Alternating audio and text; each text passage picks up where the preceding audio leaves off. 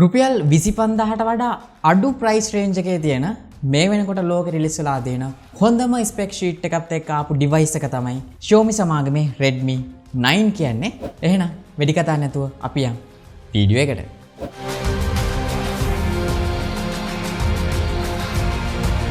කොහොම වුණත් 2020 අවුරුද්දේ Xiaomi සමාගමේ ගොඩක් පොපියුලර් අංකයක් තමයි 9 කියන්නේ. විශේෂයෙන්ම Redmi Note 9, Note 9 Pro, Note 9s සහ Redmi 9 එක 2020 තමයි රිලීස් වුනේ. කොහොම වුණත් මේ වෙනකොට මෙන්න මේ රුපියල් 25000ක වගේ ප්‍රයිස් කැටගරි එකේ තියෙන හොඳම ස්පෙක් ෂීට් එක තියෙන්නේ මෙන්න මේ Redmi 9 device එකේම තමයි. ඉතින් ඒකින්ද වීඩියෝ එක පටන් ගන්න කලින් මම කියන්නම් මේක මිලදී ගන්න තැන් සහ මේකේ ප්‍රයිස් රේන්ජ් එක මොන වගේද කියලා. මේකේ version දෙකක් එනවා. එකක් තමයි 3GB 32GB version එක.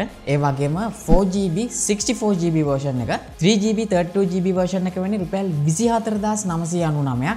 ඒ වගේම 4GB 64GB එක වෙන්නේ 26999ක්. ඒ කියන්නේ ආසන වශයෙන් රුපියල් 25000ට අපිට ගොඩක් හොඳ performance තියෙන මෙන්න මේ Redmi 9 එක මිලදී ගන්න පුළුවන්. ඉතින් ඒකෙන්ද මම පල්ලෙහා description එකේ දාලා තියෙන numbers වලට කතා කරලා ඔයාලට පුළුවන් මෙන්න මේ Redmi 9 එක මිලදී ගන්න ගමන්ම විශේෂයෙන්ම ගොඩක් හොඳ back cover එකක්, ඒ වගේම tempered එකක් සහ ගොඩක් හොඳ headset එකකුත් මෙන්න මේ Redmi 9 device එකත් එක්ක free ලබා ගැනීමේ හැකියාව තියෙනවා. පල්ලෙහා දාලා තියෙන Mohamed Ibrahim අයගේ number එක.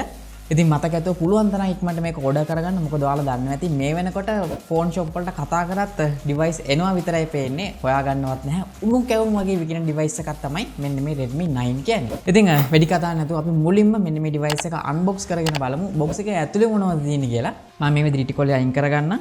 අයින් කරගත්තට පස්සේ අපිට බලා ගන්න හම්බ වෙනවා තවත් extra box එකක්.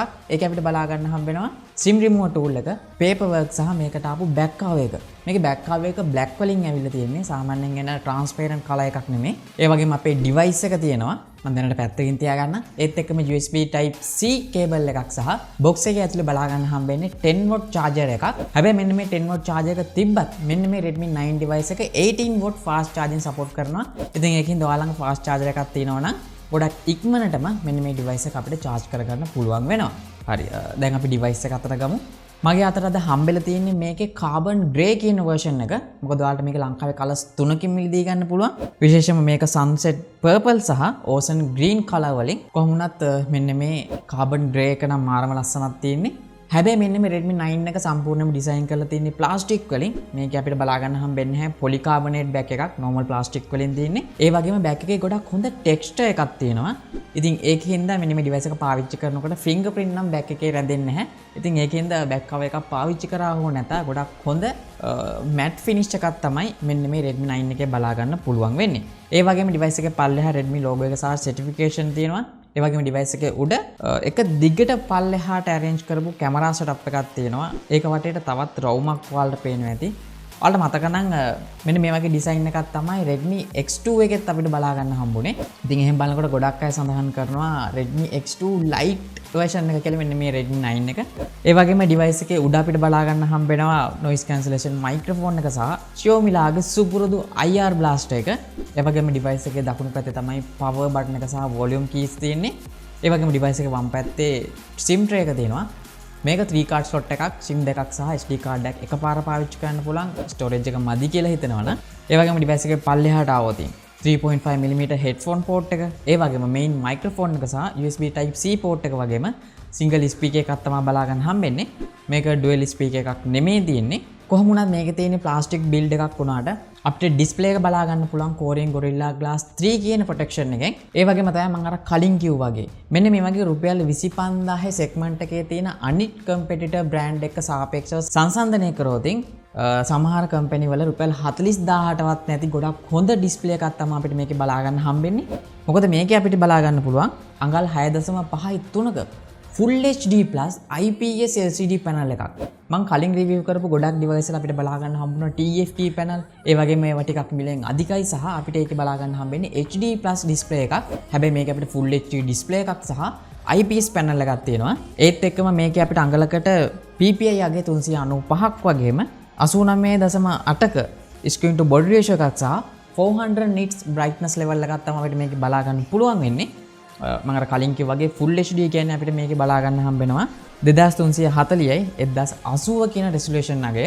ඒකින්ද අපිට මෙන්න මේ ඩිස්ප්ලේ එකේ ගොඩක් හොඳ කොන්ට්‍රාස්ට් රේෂියෝ එකක්, ඒ වගේම ගොඩක් හොඳ කලර් සැටුරේටඩ් එකක් සහ ගොඩක් හොඳ විවින් ඇන්ගල් එකක් මේකේ බලා ගන්න පුළුවන්. හැබැයි අවුට්ඩෝර් වලදී නම් ටිකක් විතර බ්‍රයිට්නස් මදි. මොකද මේකේ තියෙන 400 nits හින්දා අඩුම ගන්න මේකේ 450 වගේ nits ප්‍රමාණයක් ආවා නම් අවුට්ඩෝර් වලදී කිසිම ප්‍රශ්නයක් නැහැ. හැබැයි එහෙම කියලා මේ අවුවේදී පාවිච්චි කරන්න බෑ නෙමෙයි. ගොඩක් හොඳ ලෙවල් එකක් තියෙනවා. කොහොම වුණත් මෙන්න මේ වගේ ප්‍රයිස් රේන්ජ් එක දැකපු ගොඩක් හොඳම ඩිස්ප්ලේ එක තියෙන්නේ මෙන්න මේ Redmi 9 කියන ඩිවයිස් එකේ තමයි. ඔයාලා පුළුවන් නම් 25000ට තියෙන අනිත් ඩිවයිස් එක සංසන්දනය කරලා බලන්න. කිසිම ඩිවයිස් එකක අපිට full HD resolution එකක් බලා ගන්න හම්බෙන්නේ නැහැ.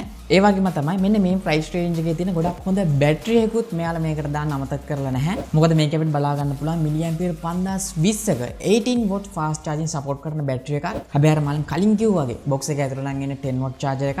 ඉතින් ඒකින්ද මතක ඇතුව පුළුවන් නම් ඩිවයිස් එක මිලදී ගන්නකොට fast charging එකකුත් මිලදී ගන්න උත්සාහ කරන්න. හැබැයි මම අර කලින් දාලා තියෙන නම්බර් එකට කතා කරොත් ඔයාලට පුළුවන් free tempered එකක් back එකක් සහ headphone එකකුත් free ලබා ගන්න. මොකද අපිට box එකේ කිසිම headphone එකක් එන්නේ නැහැ මේකේ. ඉතින් ඒකින්ද අර මම කලින් කිව්වා වගේ මේකේ තියෙන 5020ක බැටරි එකක් හින්දා කිසිම ප්‍රශ්නයක් නැතුව මේ වගේ price range එක පාවිච්චි කරන්න පුළුවන්. දවස් එකමාරම මෙන්න මේ device එකත් පාවිච්චි කරන්න පුළුවන්. ඒ වගේම මම ඔයාලට කලින් කිව්වනේ මේ වගේ price range එක තියෙන ගොඩක් හොඳ spec ටික තියෙන මේ device එකේ කියලා. මොකද මම අර කලින් කිව්වා වගේ මේක ඔයාලට version දෙකක් මිලදී ගන්න පුළුවන් 3GB සහ 4GB විදියට. මගේ අතේ තියෙන මේකේ 4GB version එක. ඒ වගේම 32GB සහ 64GB version එකක් එනවා. SD card එකක් තියෙන හින්දා ටිකක් වැඩිපුර capacity එකක් දාලා පාවිච්චි කරන්න පුළුවන්. කොහොම වුණත් මේකේ chipset එක ගැන කතා කරොත් ටිකක් mid මට්ටමේ chipset එකක් තියෙන්නේ. මොකද මේක අපිට බලා ගන්න පුළුවන් Mediatek Helio G80 කියන octa-core CPU එක. ඒ වගේම මේකේ GPU එක ගත්තොත් අපිට බලා ගන්න හම්බෙන්නේ Mali G52 MC2 කියන graphic processor එක තමයි. ඉතින් ඒක හින්දා PUBG වගේ game එකක් play කරනවා නම් ඔයාලට මේකේ play කරන්න maximum යන්න පුළුවන් වෙන්නේ HD high setting වලින් විතරයි. හැබැයි ඒකෙදි මට කිසිම lag වීමක් බලා ගන්න හම්බුන්නේ නැහැ. කොහොම වුණත් COD සහ Mobile Legends වගේ game එකක් කිසිම ප්‍රශ්නයක් නැතුව පාවිච්චි කරන්න පුළුවන්. ඒ වගේම ගොඩක් හොඳ heat management එකකුත් අපිට බලා ගන්න පුළුවන්. මොකද device එක ගොඩක් heat වෙන්නේ නැහැ. ඒ වගේම normal web browsing, multitasking සහ normal social media පාවිච්චි කරනකොට කිසිම වෙලාවක මට lag වීමක් බලා ගන්න හම්බුන්නේ නැහැ. මේ වගේ price range එක. මොකද අනිත් competitor brand එක සංසන්දනය කරොත් සාමාන්‍යයෙන් අපිට multitasking ගොඩක් heavy use කරන්න බෑ. ආයි පාරක් reload වෙනවා.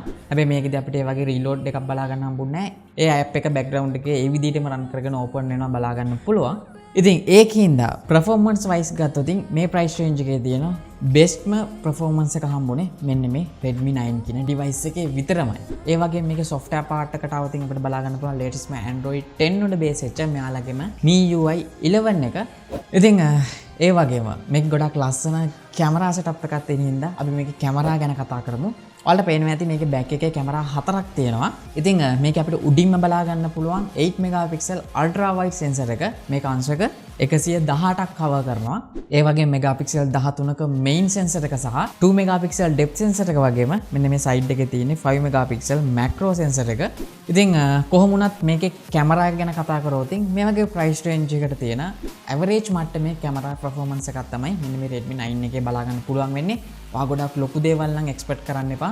සාමාන්‍ය විදියට ගොඩක් හොඳ color සහ ගොඩක් හොඳ sharpness තියෙන detail සහිත image එකක් මෙන්න මේකෙන් capture කරන්න පුළුවන් main camera setup එකෙන්.